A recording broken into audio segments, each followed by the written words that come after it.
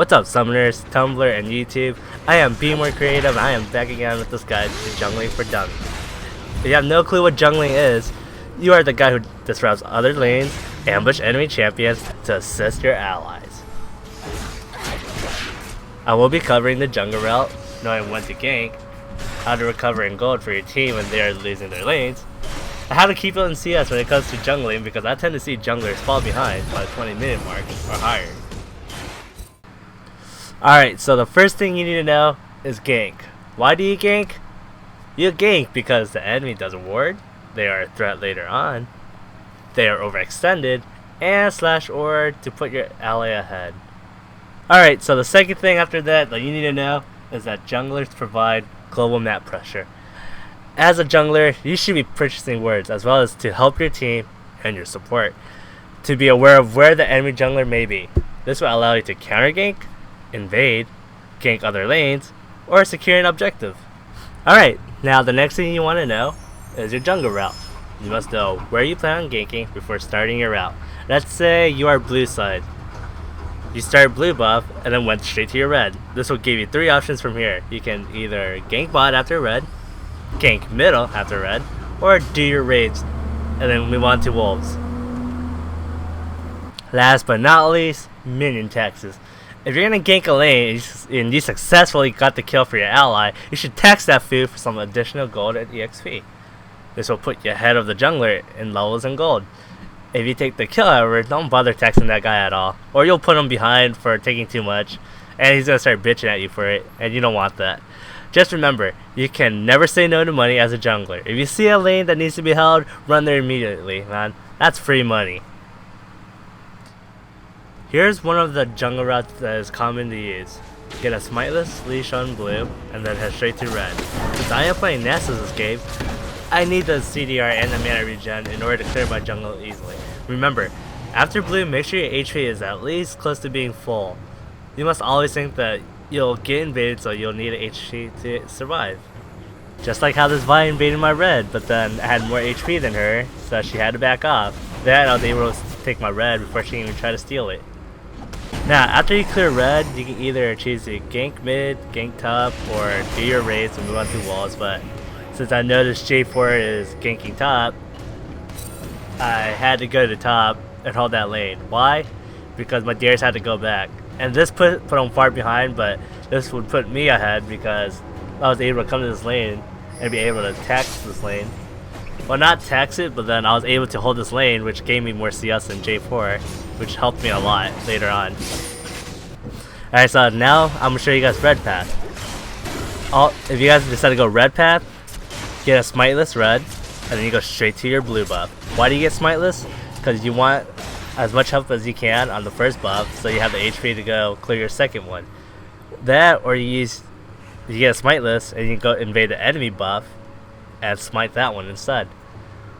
Personally, I always go straight to my blue or my red right after, and then go gank either mid or top, depending on what items they have. Now, when you check their items, this tells you if you can gank them or not. Example, this game, as Evelyn, I noticed Garen served Doran Shield and Pots. This tells me that he doesn't have a ward, he's gankable. And since he just used his Q, I can gank him right now. See, right now he has no escape, and I was able to pick up this kill for Jax, and after that, first blood. Now after first blood, since he got the kill, I decided to tax him a bit. And I'm just gonna stick with this video since this is the game where I had to pick up my team since we're behind. Notice how the enemy team had more wards. This actually forced me to buy boots after my spirit stone in order to gank without stopping. Now, I ganked top since top was the easiest to gank and he was pushed. But I was supposed to initiate, but my Darius decided to come in. I don't know why, but I was able to pick up this kill, and this actually helped me in order to buy my items and get more wards. Now, don't forget to apply map pressure. You should be purchasing wards and placing them in the enemy jungle, or place them in yours as a defensive ward.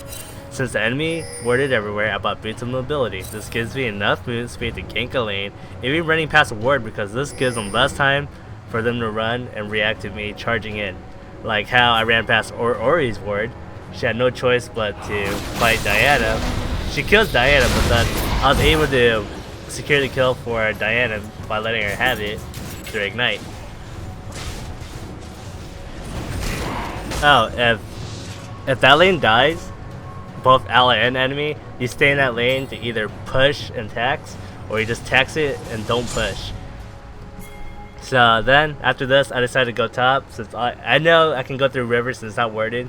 Tri-bush was worded, so since my top lane told me that. This, I had no clue why my Darius did not build Hex Shrinker. Had no clue why he initiated that fight. I even told him I was going to initiate, so yes, you'll deal with that a lot. You'll deal with people that won't listen to you, so you just keep going with your plan, don't change it at all. Unless you think going with their plans is a lot better, but you know, go with your instinct. Okay, so now laning phase is over. I told my team that I'm going to initiate this fight the moment I come through mid. So yeah, I actually initiated. I just charged in, used Wither on the 80 carry, and just stayed and protect the carry as much as possible. Even though like you initiate a fight, when you initiate on 4 to 5 people, you should run back instantly and protect your carry, because your carry is always the most important person. Unless if your carry can handle himself, then you stay on the enemy. Okay, now I forgot to mention about giving your mid lane the second blue buff. This is arguable. Alright, here's what I can tell you. If you feel like you're behind and you need levels, take the second blue. You don't want to give that away because that will put you behind even more. But if you're ahead and you notice your mid lane is doing fine, you can actually give him the blue buff for him to actually start roaming.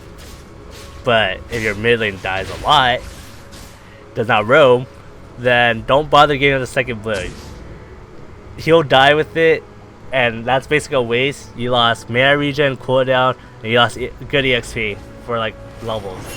And as a jungler, levels is important for your smite, which is needed for objectives like Dragon and Baron. So that's my argument, but I'll always go away the third blue, but second blue, it's always arguable. So that's just my opinion. Alright, like this game, I decided to give my second blue to Talon, since I stole the second blue from Elise. So it was a good thing I gave this blue to Talon because I already got blue. That Elise is already behind, and this gave Talon mana regen would help him push lane and actually gank other lanes. So yeah, notice how top lane is gone. This is the best time to hold a lane and get money out of this. Since Wukong is back, I was able to initiate this fight on Cho'Gath. Cho'Gath did the wrong thing by staying and overextending, especially against 2 people with CC, and this also helped Wukong get back in the game and help him catch up since he was behind in CS and behind in kills. So other than that, when you gank lanes, always ping ahead of time, let your team know you're coming. That way you don't have to stop and wait for the right position. And you know what?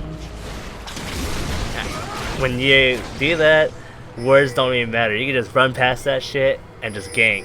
This helps a lot. When you ping them ahead of time, let them know you're ganking. This tells them, this makes them look at the map, choose the right time to fight, for you to come in and fight. Or for you to come in and initiate, my bad. So, I hope this guide to jungling for dummies helped a lot. Leave a comment below if you have any questions. Please subscribe and like this video if it helped a lot. I also have a live stream for my game, so I will link that below as well.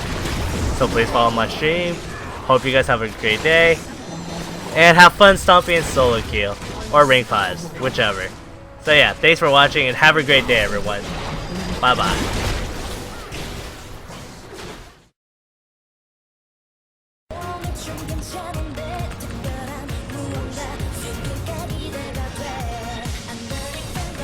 Fuck! Fuck! Fuck!